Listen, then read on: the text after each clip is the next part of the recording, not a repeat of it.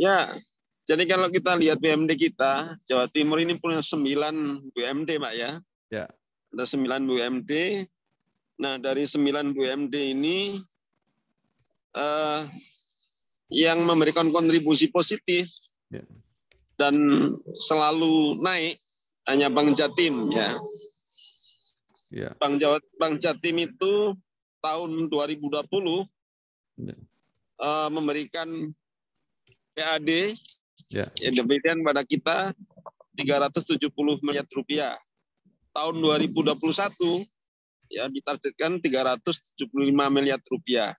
Artinya bahwa Bank Jatim tetap konsisten mengalami kenaikan untuk dividen yang disumbangkan kepada PAD kita.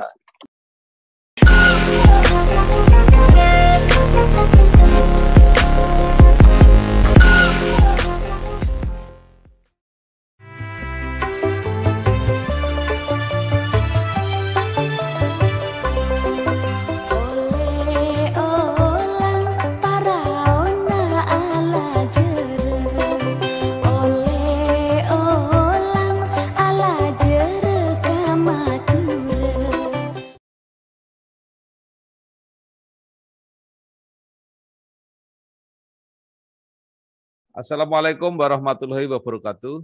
Bersama saya Bambang Sadono di channel Inspirasi untuk Bangsa. Mudah-mudahan channel ini selalu bisa memberi inspirasi, motivasi, edukasi, informasi, dan syukur bisa membantu mencari solusi.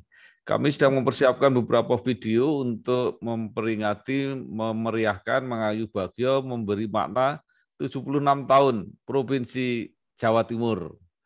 Saya sudah bersama dengan Bapak Haji Dayat SAG MSc, nama lengkapnya ini ya. Ketua Komisi C DPRD Jawa Timur. Apa kabar Pak? Alhamdulillah baik-baik Pak. Sehat selalu. Bapak sehat juga? Iya, alhamdulillah. Ya. Ini Jawa Timur ini kan provinsi yang luar biasa, ukurannya cukup besar, pengaruhnya ke Indonesia Timur juga cukup besar. Nah, jadi dari tahun ke tahun tumbuh terus. Nah, saya akan bertanya kepada Bapak yang ada di Komisi C, bagaimana perkembangan APBD Jawa Timur dari tahun ke tahun dan terakhir ini seperti apa? Ya, kalau kita lihat perkembangan APBD Jawa Timur mulai tahun 2019 sampai 2021 ini kelihatannya mengalami penurunan ya. Di tahun 2019 APBD kita mencapai 37 triliun. Kemudian di tahun 2020 33,8 triliun. Di tahun 2021 ini turun lagi menjadi 32,8 triliun. Nah, ini tentu tidak lepas dari pengaruh pandemi yang melanda Indonesia umumnya, di Jawa Timur pada khususnya, yang mana tentu pendapatan daerah juga mengalami penurunan sehingga angkanya praktis mulai tahun 2019 sampai 2021 ini mengalami penurunan. Jadi ini PAD Pak ya, bukan APBD ya? APBD ya. Ya. APBD-nya 2019 37 triliun, ya. 2020 33,8 triliun, 2021 ini 32,8 triliun. Ya, kalau PAD-nya berapa, Pak? PAD-nya antara 16 sampai 17 triliun. Jadi kalau begitu pengaruh COVID ini sangat terasa di Jawa Timur, Pak ya? Ya, sangat terasa sekali, Pak. Jadi karena sumber PAD kita adalah dari pajak dan retribusi daerah, maka terutama pajak kendaraan bermotor ya, yang menjadi andalan kita selama ini untuk peningkatan PAD praktis mengalami penurunan. Nah, oleh karena itu kita dorong sebetulnya Bappenas Jawa Timur untuk selalu berkreasi, berinovasi agar di sisa bulan ini, di akhir tahun ini ada gebrakan-gebrakan yang signifikan sehingga PAD kita bisa sesuai dengan target yang kita harapkan. Itu yang turun pajaknya atau apa Pak? Biaya balik namanya Pak? Hampir semuanya turun. Jadi pajak kendaraan bermotor, biaya balik nama, kemudian PAP, air permukaan, retribusi, praktis semuanya mengalami penurunan.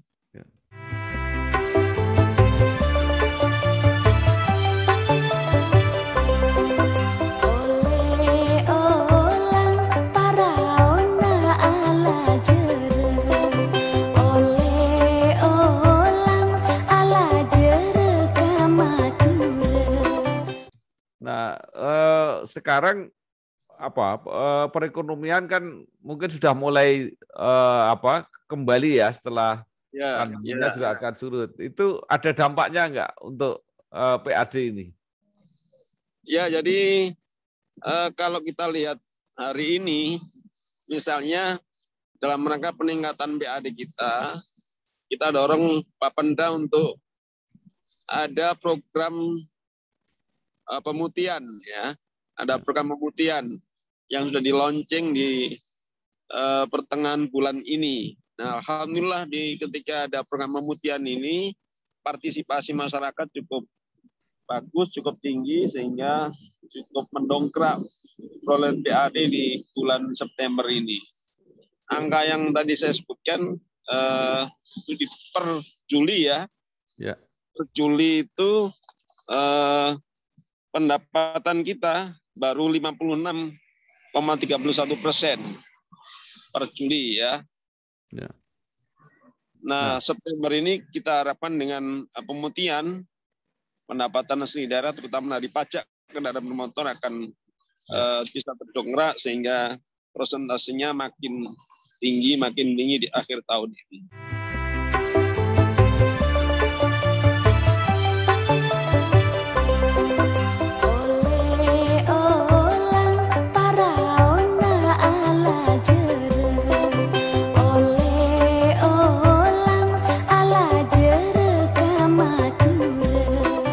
Nah, kemudian yang turun itu pendapatan dari pajak dan sebagainya itu, atau juga pemasukan dari BUMD, Pak? Ya, jadi kalau kita lihat BUMD kita, Jawa Timur ini punya 9 BUMD, Pak ya. Ya. Ada 9 BUMD. Nah, dari 9 BUMD ini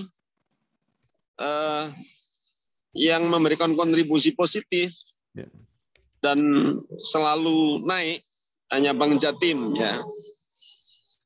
Bank Jatim itu tahun 2020 memberikan PAD dividen pada kita 370 miliar rupiah. Tahun 2021 ya ditargetkan 375 miliar rupiah. Artinya bahwa Bank Jatim tetap konsisten mengalami kenaikan untuk dividen yang disumbangkan kepada PAD kita.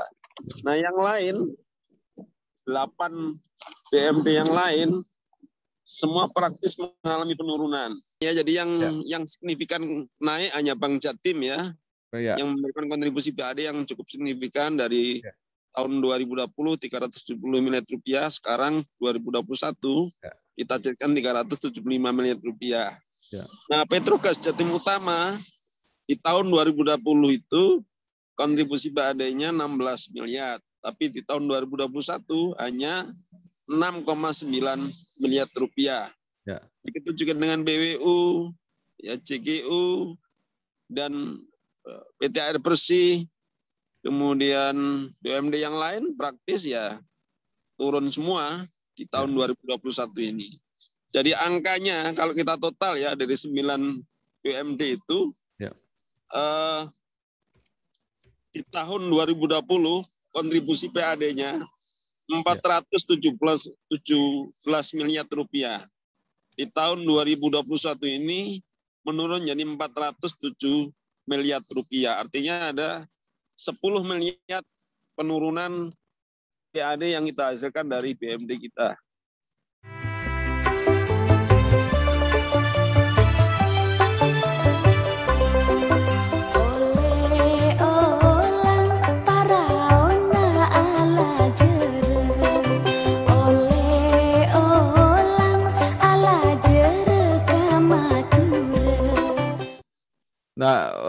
ini ketika ekonomi sudah mulai membaik lagi, Ya, kira-kira ada harapan enggak, Pak, ke depan ini BUMD?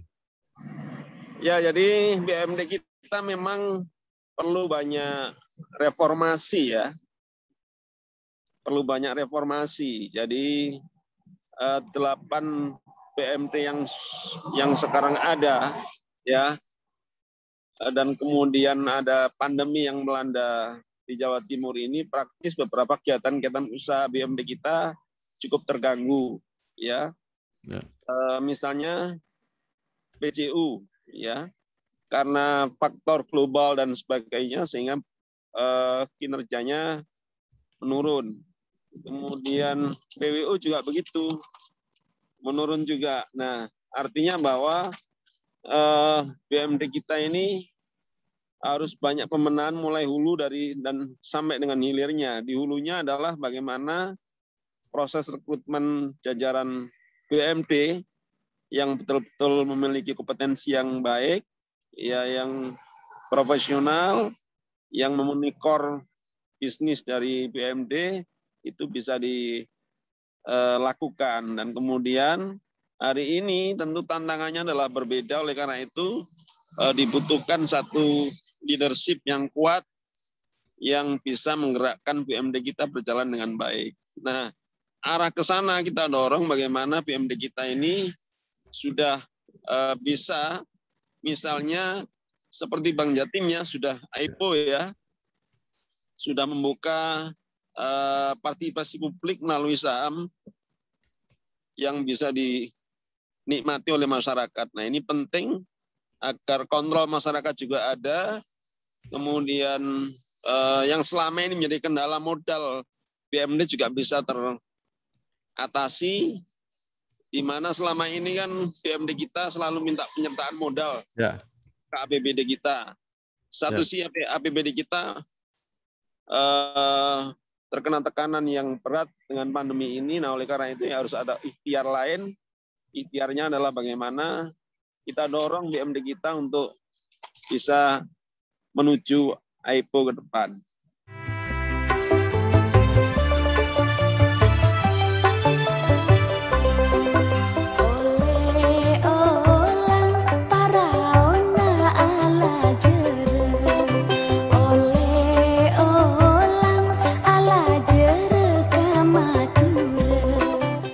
Nah, itu Bank Jatim sudah IPO, kalau nggak salah baru Bank Jatim, Pak ya. Ya. Sesama Bank Pembangunan Daerah yang sudah IPO baru Bank Jatim ya. Baru Bank Jatim, ya. Ya. Jadi, kita hanya punya 2 bank, Pak ya, Jawa Timur, Bank UMKM, BPR UMKM sama Bank Jatim. Ya. Bank UMKM kita ya kendalanya sama di permodalan. Ya. Jadi program kredit petani Jawa Timur sekarang belum maksimal ya, karena memang modalnya sangat terbatas sehingga butuh penyertaan modal. Nah, penyertaan modal kita kendala APBD kita terkena tekanan pandemi sehingga kita belum sampai bisa melakukan penyertaan modal terhadap bank UMKM kita. Jadi kalau menurut Pak Hidayat, solusinya apa Pak untuk penambahan modal ini? Ya, solusinya tadi kita dorong untuk IPO tadi, bagaimana BUMD kita ini berbenah, ya, kemudian membuka ketika sudah berbenah ya, menyesuaikan dengan aturan yang ada, maka dengan IPO nanti partisipasi publik melalui dengan pembelian saham bisa dilakukan sehingga kendala modal itu bisa teratasi oleh masyarakat. Itu kalau untuk IPO kan harus sehat Pak, dan ada ukuran besarannya tertentu. Apakah itu berarti harus merger itu yang? Oh iya, jadi problemnya sekarang kan gini Pak, bahwa 9 BUMD kita ini kan holding semua ya. Holding semua dan punya anak perusahaan yang cukup rata-rata cukup banyak ya, punya 5, punya 6, punya 7, dan bahkan ada yang punya cucu ya. Punya cucu. Nah, satu sisi core bisnis yang dijalankan BUMD kita masih apa ya, berbagai macam ya. Jadi misalnya JGU Jatim Gerah Utama itu core-nya mestinya di properti ya. Tetapi hari ini menangani pangan, menangani limbah, menangani berbagai hal. Nah, sehingga capaian-capaian kinerja keuangannya cukup ya tidak bagus, ya cukup jelek. Nah, ini yang saya kira tadi yang saya katakan, reformasi BMD harus dilakukan, membenahi mulai hulu sampai hilir, sehingga betul-betul kinerjanya ke depan akan jauh lebih baik.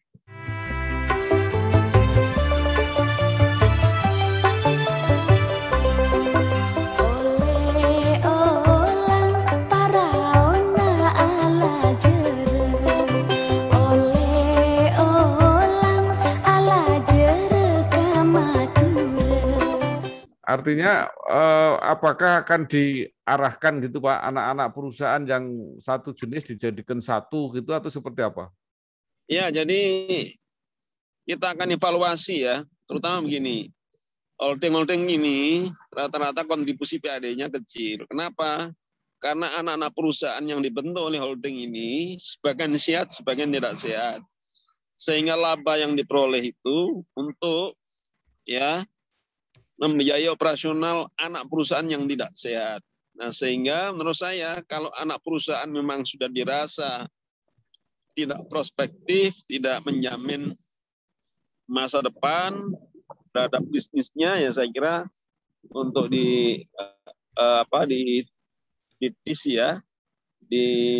dimatikan sekalian. Ya. Nah, tetapi yang core-nya anak perusahaan yang core-nya sama bisa di merger. Itu kalau yang bank UMKM, ya kan sebenarnya pasarnya atau peluangnya besar sekali Pak itu ya di masyarakat menengah ke bawah. Ya, memang UMKM ini kan dibentuk gen-nya adalah gen untuk bagaimana mengatasi problem petani di Jawa Timur ya. Petani menghadapi banyak masalah dan salah satunya adalah kebutuhan modal untuk petani. Nah, satu sisi petani ini rata-rata tidak punya agunan yang cukup signifikan, sehingga kebutuhan modal di perbankan secara umum maka kesulitan. Nah, kedatangan Bank UMKM untuk mengatasi masalah yang dihadapi oleh para petani. Nah, kalau saya baca laporan Bank UMKM sebetulnya dari sisi kinerja keuangannya cukup bagus. Ya. Kredit yang dikucurkan juga cukup besar, hampir 400 miliar rupiah per tahun ya.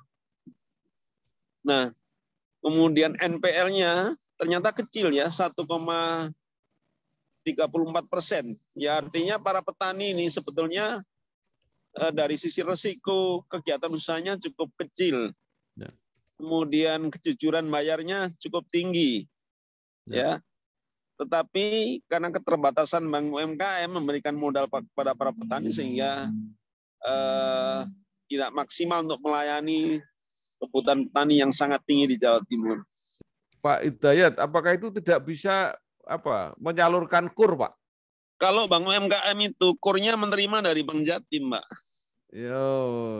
Jadi KUR itu oleh pusat disalurkan melalui Bank Jatim. Nah, Bank Jatim kita minta untuk berbagi dengan Bank UMKM. Nah, karena Bank UMKM ini membantu Bank Jatim, maka tentu karena sifatnya membantu mendistribusikan pada masyarakat, ya persentasenya akhirnya menjadi tinggi, bunganya menjadi tinggi. Jadi istilahnya Bank UMKM ini kulaan ke Bank Jatim. Iya. Nah, jadi sehingga Bank UMKM tidak begitu tertarik untuk mengelola KUR karena memang dia harus berbagi dengan Bank Jatim.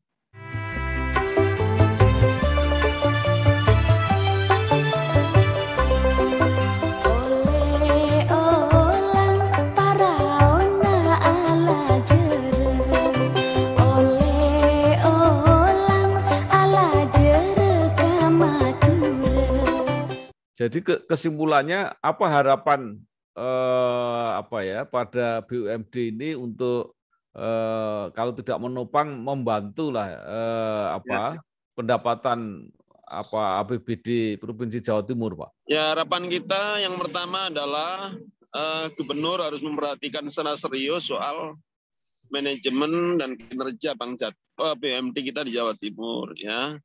Karena 9 BUMD ini memiliki potensi yang sangat luar biasa.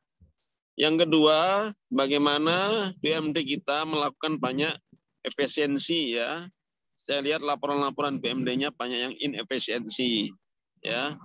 Yang ketiga, bagaimana secara internal BUMD ini berbenah, ya. Kemudian fokus pada core bisnis yang dimampu oleh BUMD sehingga betul-betul menghasilkan laba dan kemudian memberikan sumbangan PAD terhadap APBD kita. Kalau Pak, layanan-layanan BLU itu memberi sumbangan juga apa tidak, Pak, kepada APBD? Memberi sumbangan tapi cukup kecil. Kecil, Ya, karena memang misinya adalah misi sosial, ya. Kita tidak orientasikan kepada PAD yang signifikan. Jadi BLU kita dorong agar pelayanannya bisa maksimal, kemudian aspek sosial dan edukasinya bisa maksimal, tapi untuk PAD kita tidak sebegitu tekankan betul karena prinsip BLU adalah untuk kepentingan masyarakat. Jadi itu antara lain rumah sakit, Pak, ya? Ya, justru rumah sakit kita masih membutuhkan APBD semua, kan. Rumah sakit umum Dr. Sutomo tetap kita support APBD-nya. Beberapa rumah sakit kita di Jawa Timur semua kita support APBD. Artinya bahwa BLU itu misinya adalah misi layanan sosial, sehingga kita tidak dorong, kita tidak tekan untuk kepentingan PAD kita.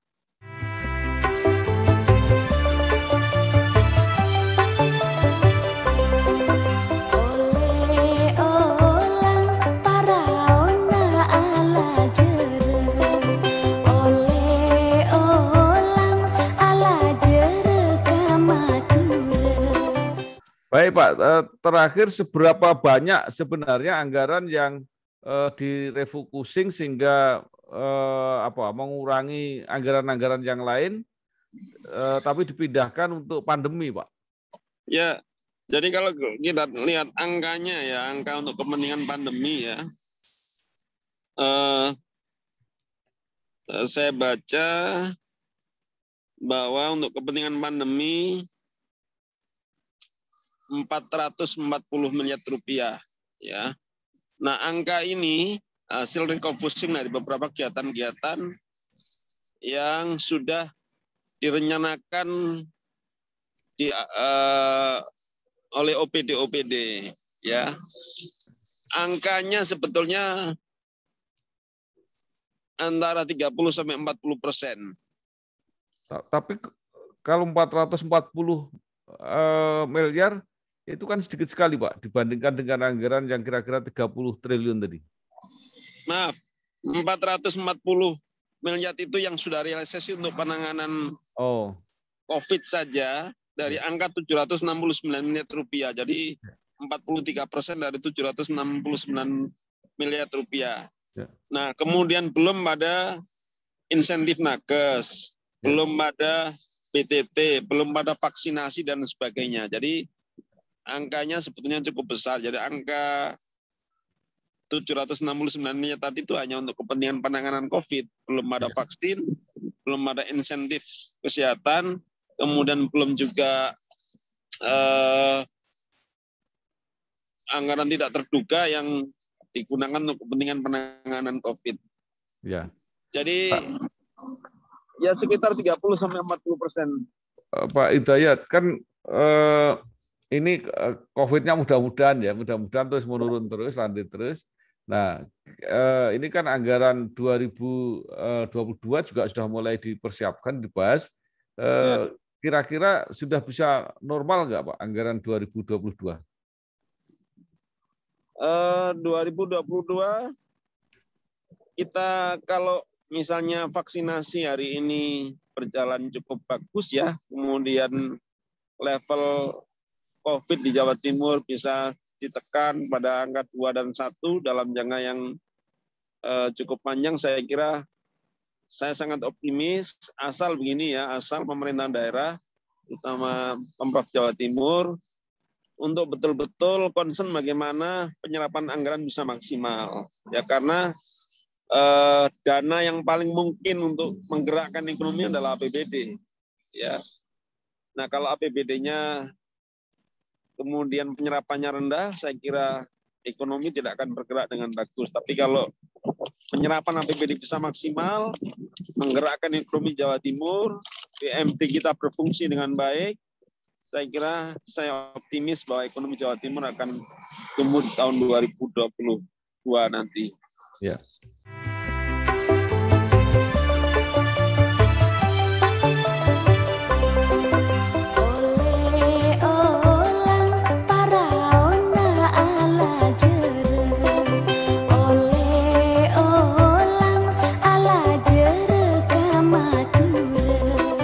Jadi kalau penyerapannya tidak maksimal, justru akan menjadi silpa, Pak ya, punya simpanan untuk tahun depan gitu kira-kira.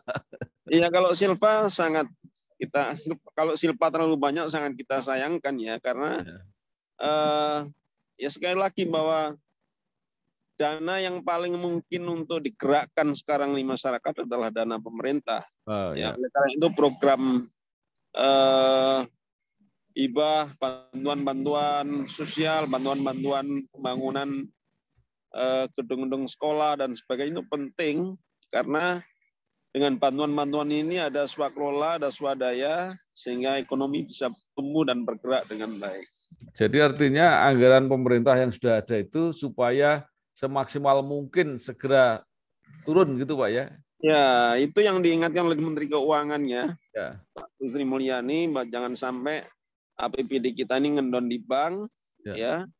Kemudian program-programnya tertunda tanpa ada alasan yang tidak jelas, pada akhirnya uang tidak bergulir di masyarakat tapi berhenti di bank, dan itu tidak cukup bisa mendorong pergerakan ekonomi di bawah. Tapi kalau menurut Pak Hidayat seperti apa? Ini sudah bulan September, tinggal kira-kira 3 bulan lagi, Pak. Iya, kelihatannya kalau lihat kinerja Pemprov hari ini ya, saya masih pesimis bisa maksimal ya penyerapan anggarannya. Hari ini kita akan bahas PAPBD kita ya, perubahan anggaran. Kita akan lihat pemerintah provinsi bagaimana membuat perubahan-perubahan anggaran ini, apakah memang arahnya menggerakkan APBD untuk kepentingan pertumbuhan ekonomi apa tidak. Hari ini mulai kita bahas PAPBD kita.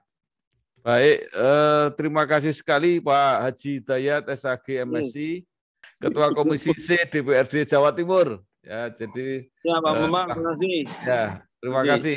Wassalamualaikum warahmatullahi wabarakatuh. Waalaikumsalam warahmatullahi wabarakatuh.